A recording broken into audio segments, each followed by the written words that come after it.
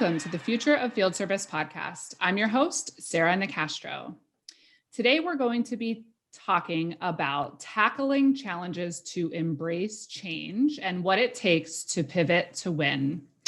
I'm excited today to welcome to the podcast Jordan Babineaux, former NFL player turned entrepreneur and business coach, as well as voice of the Seattle Seahawks and author of new book, Pivot to Win.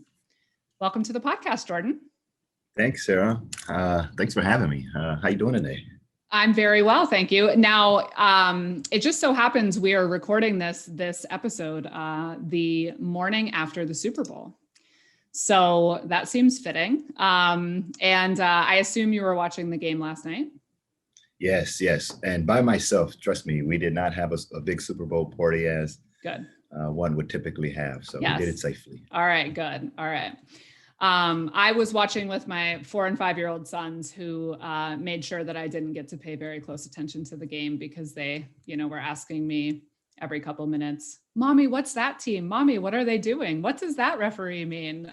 So interesting.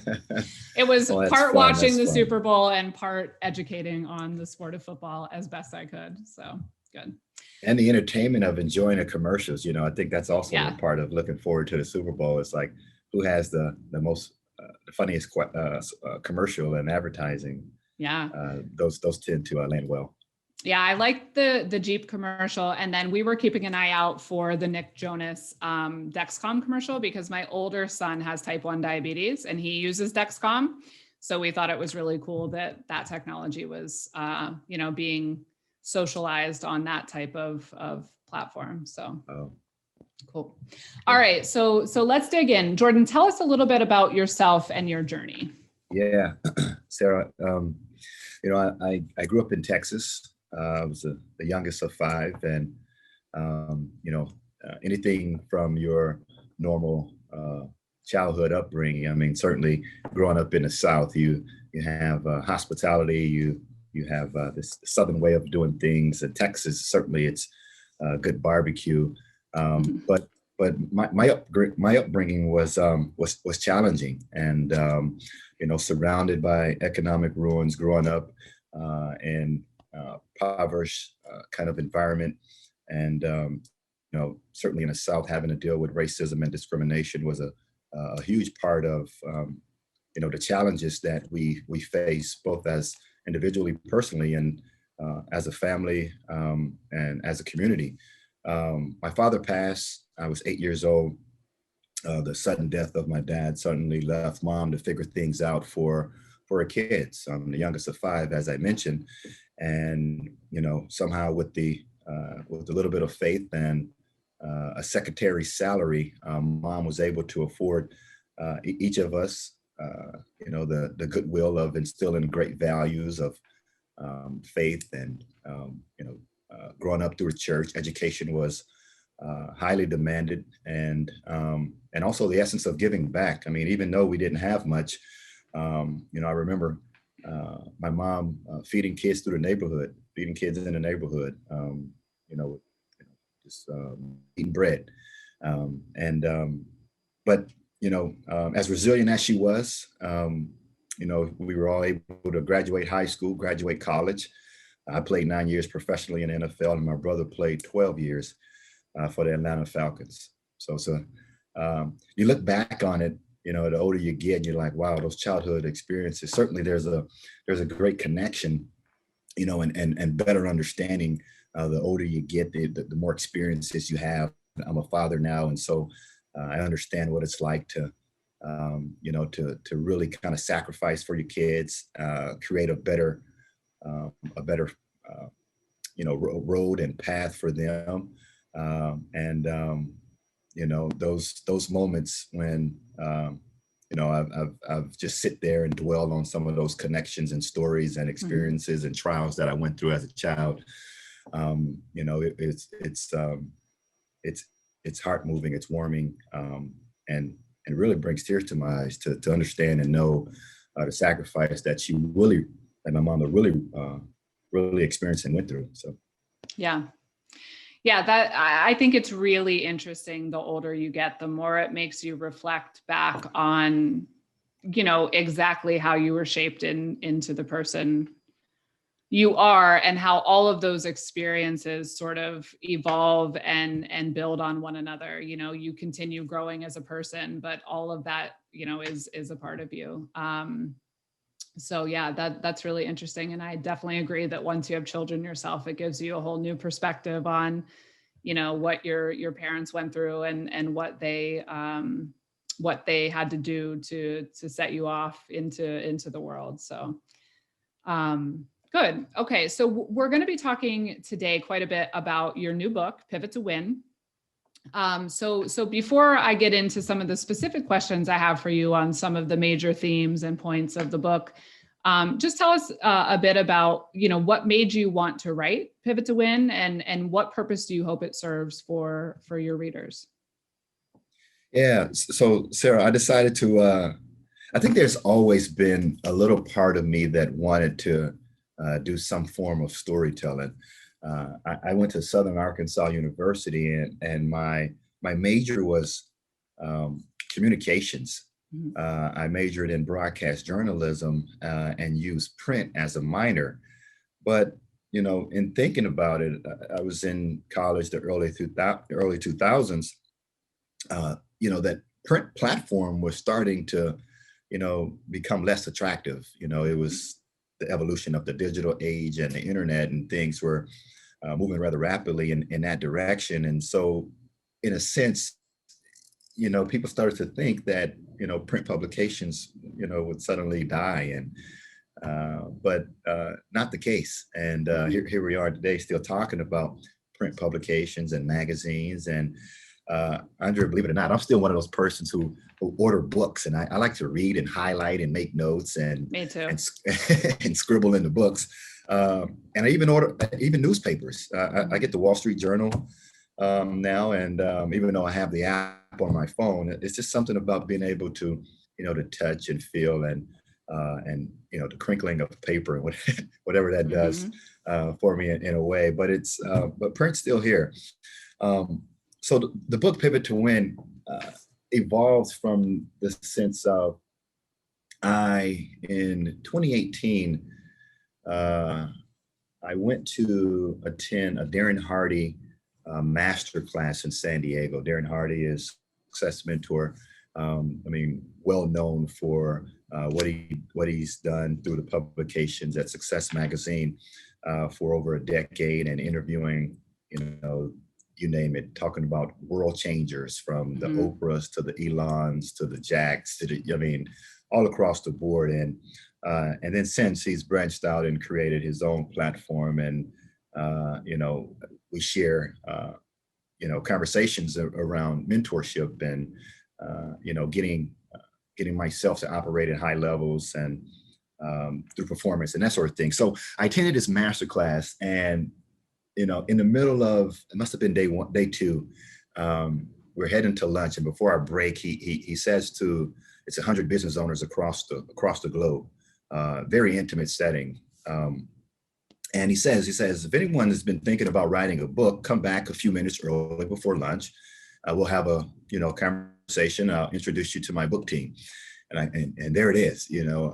Sarah, I'm one of those persons that if you give me an opportunity, or if you invite me to do something, or if there's a way in which that I can achieve something, you have my interest, and we can't explain why some people do and some people don't, right? You give 10 people a book, all 10 people won't read the book, right. But the one person who gets the book, obviously thinks something of it and reads the book, and they take something from it, adds it to their own life. And then a year later, you see this person blossom. And then suddenly everyone has this overnight success birth of this person that no one's ever heard of, when over time, the work has certainly been put in, and the days of progress has been stacked to reach this culmination of, what some people will call an overnight success. Well, it's not the case. We went through this process. I come back and I was like, well, that almost feels like a dare in some way. It's like, wait, are you really saying that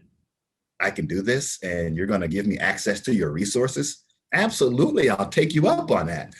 And here we are. Now it's 2021, I finished the book. Once we got started, I made the introduction to my book team. Once we got started, it became like a 16 or 17-month process of back and forth communication with the book team. I was writing.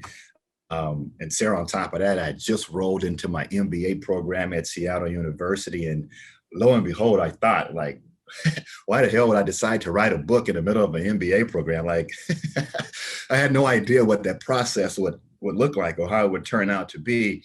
But the timing of it for me, Sarah, it was right on. I talk about my childhood and the things that I went through, and the early loss of my father, and having to battle the challenges of growing up in a single parent household, 5 kids, and some of those things that we had to overcome. Well, it certainly built a lot of resilience and perseverance over the time to go through these things and know that there's still light at the end of the tunnel.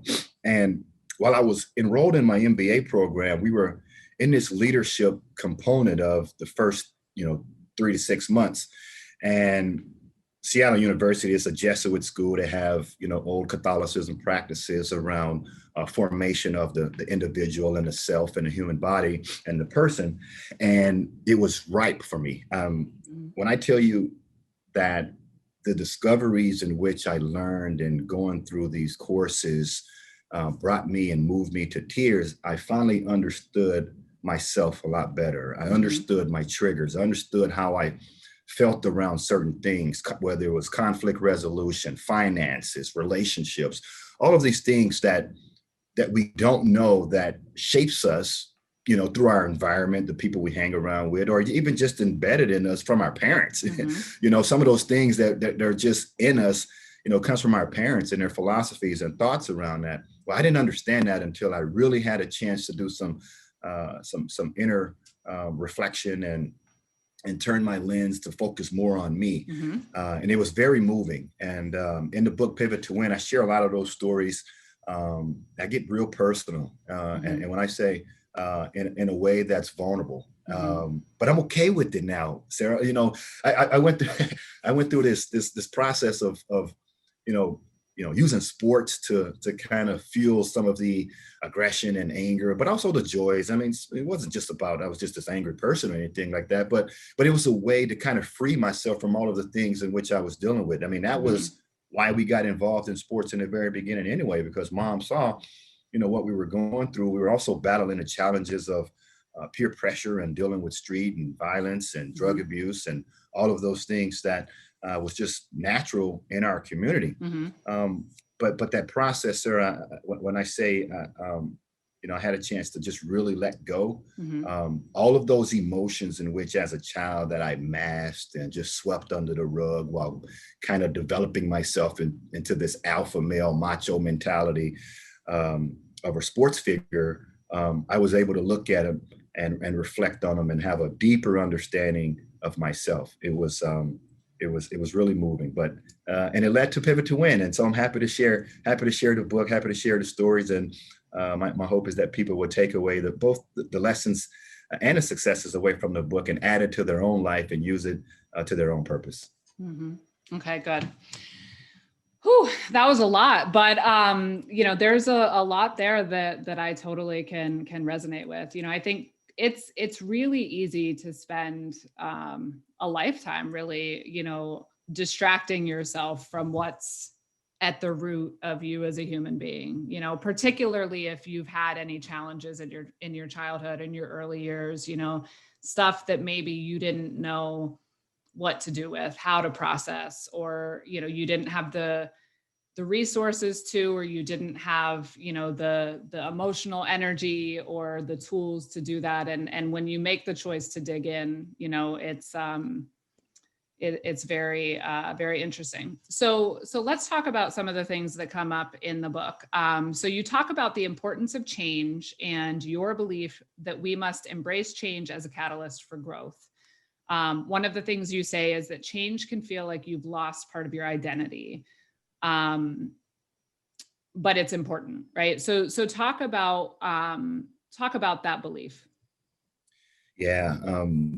Great question. I think, here we are, right, still in the middle of a global pandemic where change and uncertainty, the anxiety of having to deal with what we're all going through, both personally and professionally, is more challenging than any time in human history.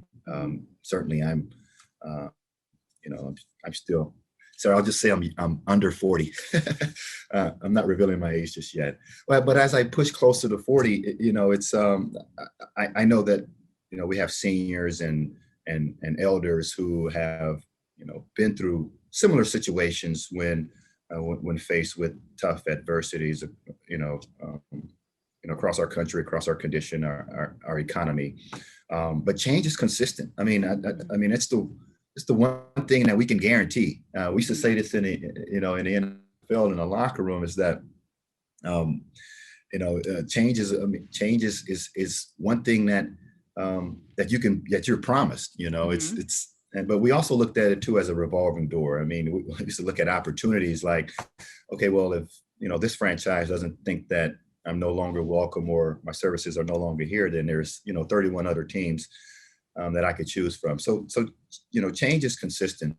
But when we pivot, and create these moments of change, there's kind of two ways we can look at when going through change. And one is, we can refuse to believe that it's actually happening, right? And it's easy to kind of mask or kind of be in this state of disbelief where that it's unreal, like it's like this isn't happening. Then a year later, 5 years later, we're kind of stuck in this on a treadmill, and sometimes this treadmill can be a mental treadmill. It's like I haven't even overcome acceptance of my new realities. And I think in moving through transition and moving through pivots, we have to first get this understanding and acceptance of what the new reality is.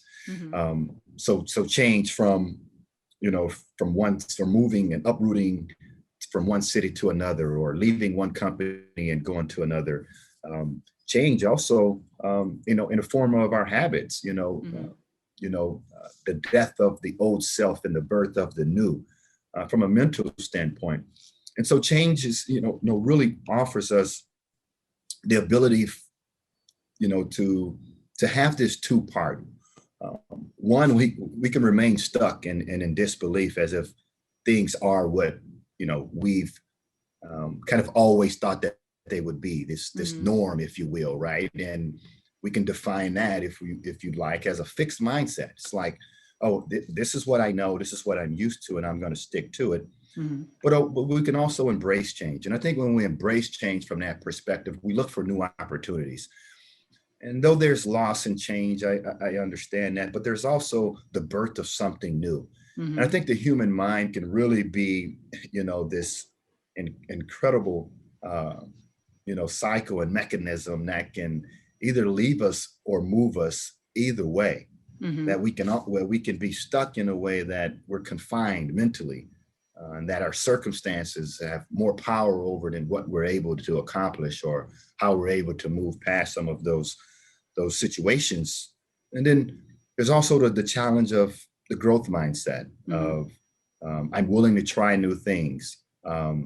Person that's willing to learn and accept change in a way of the feeling and belief of new discoveries.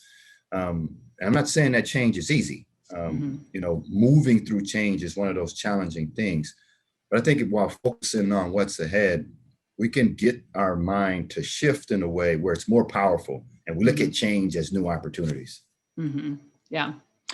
And this is a big theme, in the content that we produce for our audience, because, if you look at some of the transformation journeys the companies that we speak to are on, this idea of, managing change and overcoming resistance to change within, the employee base, and even just creating a culture of change from, the top down, those are all themes, because it is uncomfortable for human beings. You do tend to, want to stick with what's comfortable and what and it can be tough to push yourself outside of that. Now, as a part of talking about change, you talk about this term, you say a personal ground zero. So what does that mean? Yes. So while going through, moving away from the NFL into life after football was, the biggest pivot for me. It was such a challenging time, both from a mental standpoint, a psychological standpoint, and there were times where I felt like I was stuck. So I went through this process of kind of understand what it's like to go through change, and this is, this certainly ties into the question which you just asked about change and where we are, fixed mindset, growth mindset, and so I went through and kind of developed what I would call a model, a pivot model to help us move through change. Mm-hmm. It's a 5-step model, and certainly there are a lot of change models out there. A lot of them a lot of them deal with a 2-part component. There's an internal side of change, how I feel about myself. Many people suffer from what's called an imposter syndrome. It's like, oh, well, am I good enough? Am I really this person that I portray to be, or, how does other people view me? Right. And that's the external side of this change model, this pivot model in which we're working through, because change is tough. I mean, simply put, it is a tough thing to deal with and to have to navigate. So, ground zero is what I would identify as step 3 in this change model. So the first step is to recognize, it's like, well, am I in a pivot? Mm-hmm. Am I in a change? How do I know when it's time to pivot? And, you can really maybe answer that question in a way that, do I feel like I'm living in my purpose? Am I being of value? Do I feel stuck? Those kind of questions, those personal reflection questions, and, can help us answer, whether we're doing meaningful work. I think, Sarah, we all want to feel more valued. We all want to, create greater impact in our lives, but how do we do that? And sometimes this step 1 of recognizing, am I in a way where I can leverage my relationships, position, or skill set to provide more opportunity, or to create the greater impact that I want in my community, or for my family. And then there's a decision process, right? It's like, okay, well, I mentioned, this term or this phase of being stuck, and this sense of acceptance of the change. It's like, well, do I want to accept the change or not? And there's a decision right there, and that's a the powerful stage. I was pivoting away from the NFL, and I was moving into my broadcasting career. But at the same time, in my mind, I was living in Los Angeles and training to go back for year 10. But I also knew that, life would happen, and eventually I would be a former football player. I would be a former athlete. And so what was the transition in being able to set myself up to have a smoother transition, a smoother pivot? And pivots can, planned or unplanned, there's still challenges in change, right? I mean, we can have a planned change and still have to navigate success, or re-identify success, as I say that I had to do. It was no longer tackles and interceptions and touchdowns. Suddenly success became a lot different, and I wasn't clear about what success looked like for me. But I had to make a decision, and I remember working with my speech coach, my on-camera coach, and he was noticing that I was kind of still answering questions in a way that I wouldn't, as if I was protecting the team, like I was still in the locker room, right? Not willing to throw guys under the bus, or really, in a sense, for the viewer, not being truthful. And I think, when he said that, it's like, well, the viewers don't come here to get this shallow type of delivery on whether, your position around protecting the player, just because they may have given up a touchdown or been at fault for a missed assignment. All they wanted was the truth. And so I started thinking about that in a way. How do I be more creative in a way that doesn't feel like I have this sense of like hatred or anger or bitterness toward these players who are still playing because I still want to play, but also because I want to give my viewers something truthful. And so so my wording changed a little bit, and I would, use words like, well, this position, which should have covered this area of the field, may have been on the play action, right? And so anyway, I said it in a way where you can create gaps and it was digestible for the viewer to still understand it. So the decision part for me was, are you still a player? Are you a player, or are you a broadcaster? And it was a tough decision, but it was an easy decision because, the NFL is, it's kind of like, either I can sit back and wait on someone to call me and still go through the politics. I mean, there was a new collective bargaining agreement that just happened in the CBA. So you saw teams moving to younger players, and for, even the base salary for where I was in year 10, a team can get 3 players, and younger. And so I made a decision. I was like, yeah, I'm moving into broadcast. I'm going to create my own opportunities. I'm going to take this path, and I'm just going to figure out what it is. And so here we are at ground zero. Ground zero is step 3. And it's kind of like this, what is my new norm? Things change. Like, accept it, dude. Like, something's changed in your life.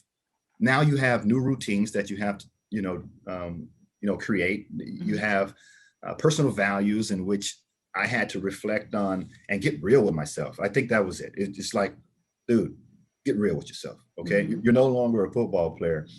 And the cycle of that mentality is the same reason why you see professional athletes, pivot away from sports and in a few years later have relationship issues, financial issues. It's because this mentality of still living as, my old self, the habits that I created, has really set me up for disaster. And so there's this state of reality. I'll move through step 4 and 5 rather rapidly, but because I talked about the imposter syndrome. Well, step 4 is these continuous acts of courage. It's like, well, even though I felt like a broadcaster, I majored in communications. I knew this was the path that I wanted to take. It just didn't feel like normal. I didn't feel like me, right? And so I was in this process of discovering who the new Jordan Babineaux was. Sarah, I hear people, or you hear people say, it's like, I want to reinvent myself, and it's like, oh, well, I cut my hair, or I dyed my hair, or I changed my wardrobe. It's like, well, that's not a way to reinvent yourself. I mean, you change your looks, but your habits, your activities, and all of those, and your mannerisms are still the same, and you're still this old person with shorter hair. So and really looking at how we want to reinvent ourselves. I think the one thing that you have to get real with yourself is, what are my behaviors, what are my attitudes, and what are my habits? And when we start to ask those questions, that's when the real process of change starts to happen. And then the 5th state is transformative. I mean, it's this level of transformation where I'm in a state of acceptance. I understand my new values. It may be re-identifying what those are, or establishing something new, creating new habits. But the reality in this transformative state is that I'm no longer feeling stuck. I'm no longer feeling like the work that I'm doing is meaningless. The people that I'm touching, my customers, or even my family for that matter, can see this new sense of me, and I'm moving into this transformative state. It's this deeper sense of awareness where you feel more connected to that purpose. Ground zero is a way to help you get there. Yeah. And again, just relating this back to, I guess, insights that our audience would be familiar with, when we talk about projects or, efforts being derailed by a lack of change management, I think relating it back to Jordan, what you're saying is because, as service leaders, as companies, they can overlook steps 1 through 4 and just try and get right into the transformation. And the employees as individuals haven't yet kind of come to grips with the fact that, resistance is futile and that they need to adapt. And so, that can cause some issues. Okay. So Let me see. Okay, so a couple of other things I want to talk about. One is, as we change personally or professionally, we're going to falter and even fail, right? I mean, there is no way to perfect this process. So I don't think that failure is normalized enough for us as humans, but particularly in the business setting. So talk a little bit about any advice you have on how to embrace mistakes. Yeah. Well, I mean, let's speak of from the business side. There's when I think one of the toughest things to do is implement change within your company. Again, we have the growth mindset versus fixed mindset, but take for instance change in the medical industry as where we are now, and you have an extreme change in terms of now you see doctors and institutions moving to telemedicine, right? Mm-hmm. So it's like from a doctor standpoint, it's that they're embracing this change, whether they wanted to or not. Certainly it was forced upon them, but then there's other elements around change that seems to align or help create a sustainable or successful change. I'll give you one instance. So let's take, for instance, the skill set. Mm-hmm. It's like, well, the skill set needs to change. Let's take implementing a program, whatever software or program that doctors are using that may not have been familiar with them. Those things have changed. Mm-hmm. Does the change support the company culture? Does the change support the company values and the mission? Mm-hmm. And then you have we haven't even got to the human element, so let's add that, Mm-hmm. right? Because people naturally are resistant to change, Mm-hmm. and it's kind of like I was reading a book called Switch by the Heath brothers. It's like they describe change by the elephant and the rider, right? You have the rational side of I know I should change, or this being able to understand that maybe the value of the change is greater than the actual change itself. But Mm-hmm. but then there's the elephant. There's the emotional side too as well. And you add that part of it in as well. Like the elephant always wins, man. Come on, Mm-hmm. And so but back to the medical example that I'm giving is that in change too, and particularly in the medical field, is that there's a gap, right? So you have this change agent, you have change agents, and you have recipients of the change. Let's take, for instance, our elders who are used to personal touch, who are used to going to the doctor, who for some, I mean, that may be the only time that they get outside, and is to go visit their doctor.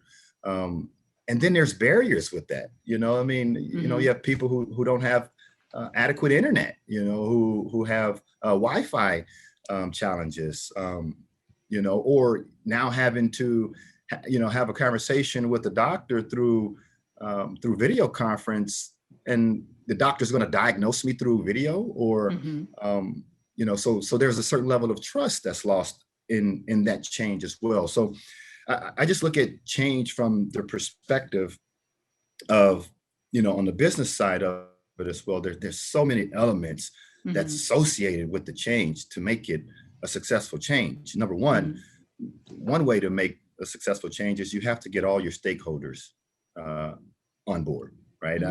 I reflect back when I decided I was going to MBA school.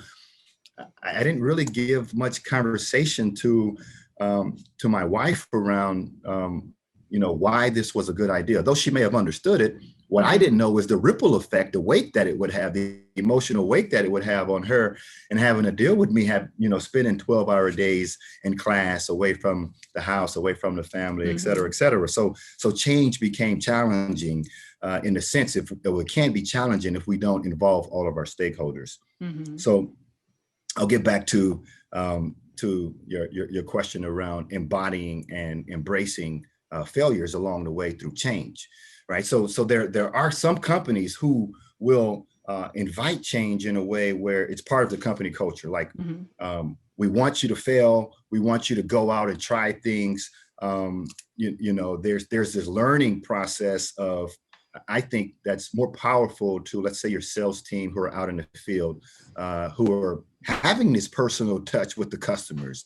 And they're the ones who are having to, be the, the recipient or the gateway between, a product and a customer's success rating.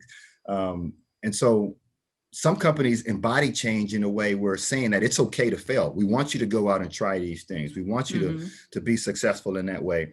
And then there are companies who, have sales teams who are just standard. They're just the status quo. It is what it is. I mean, this is the way that we do it.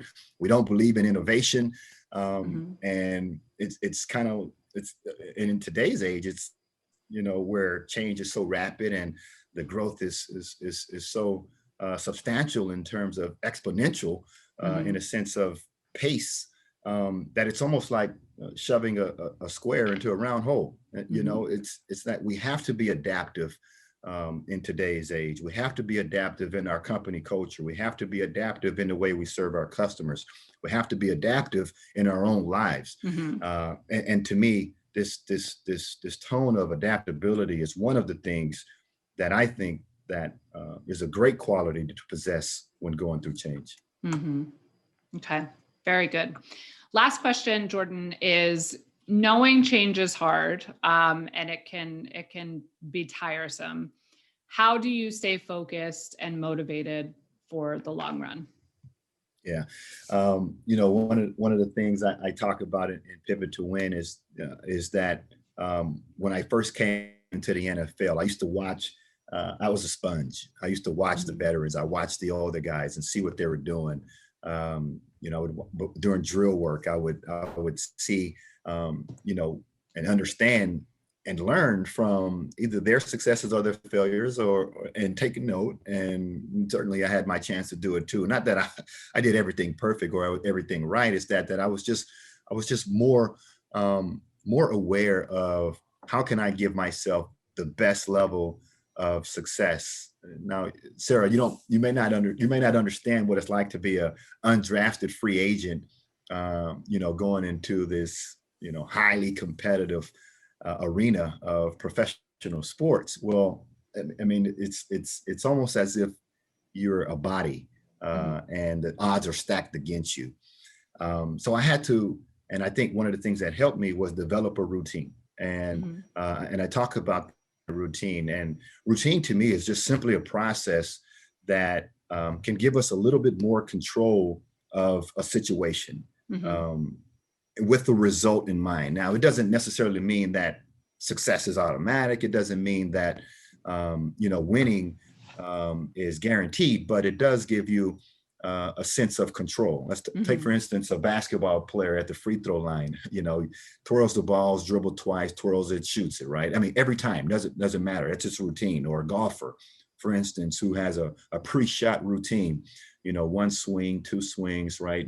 A little, play with the wind, pick some grass up, whatever that routine is. I think that we all should look to develop a routine. And you say, so, well, how do we create more success, in that routine? And simply, not in any way of, any kind of superstitious beliefs, but I think that a routine, whether it is, you walking into your office, before I sit down or before I start my day, before I go into a sales meeting, whatever that level of comfort is for you to put yourself in a routine, into a state of mind where you're going in and you're feeling like you have control of the situation. I think it's important for each of us to kind of find that routine of what that is to help us increase our level of success. That makes sense. All right, good. Well, this has been great, Jordan. I really appreciate you joining and sharing some of this with us today. And I've found the conversation to be very insightful. Let folks know where they can find more information about yourself and the book. Yeah. Thanks, Sarah. So Jordan Babineaux across all platforms on social media, LinkedIn, Twitter, Instagram, and Facebook. I can be reached there. The book, it's now available. The ebook is available for pre-sale on Amazon right now. And February 16th, the date will go live. We'll launch the book. Paperback and hardcover will follow probably early March. It's just a print process that's happening with that. And more than anything, I think one of the things that I like to share about the book, it's a quote by Muhammad Ali that really embodies, kind of the core of the book. The book is about growth. The book is about what's possible. The book is about not letting your circumstances outweigh what it is that you have for yourself, or the person that you desire to be, the things that you want for your company, your family, your own life, and then the impact and legacy that we each want to leave. And so I share this quote by Muhammad Ali. It says, "A man who views the world at 50, the same as he did at 20, has wasted 30 years of his life." And so, again, embodying the growth mindset, being adaptive to change, moving through change when it's uncomfortable, because more than anything, and I think we all can agree that change is consistent. And if it is consistent, we need to find a way to get better at it, and move through our states of being stuck, both mentally and physically. So thanks, Sarah. I really appreciate you coming on and let me share a little bit about my journey, about my growth, my personal development journey as well, and about everything in Pivot to Win. It's a book, not just for professional athletes, Sarah, because professional athlete or not, we all will kind of have this battle between the body and the mind at some point, right? I mean, this willingness to do something, but this challenge of actually doing it. Right. And that's what change is. That's what change is. Absolutely. Well, thank you, Jordan. Love the quote. Great way to end. Appreciate you being here. You can find more of our podcasts and other content by visiting us at futureoffieldservice.com. You can also find us on LinkedIn as well as Twitter at The Future of FS. The Future of Field Service podcast is published in partnership with IFS. You can learn more about IFS service management by visiting www.ifs.com. As always, thank you for listening.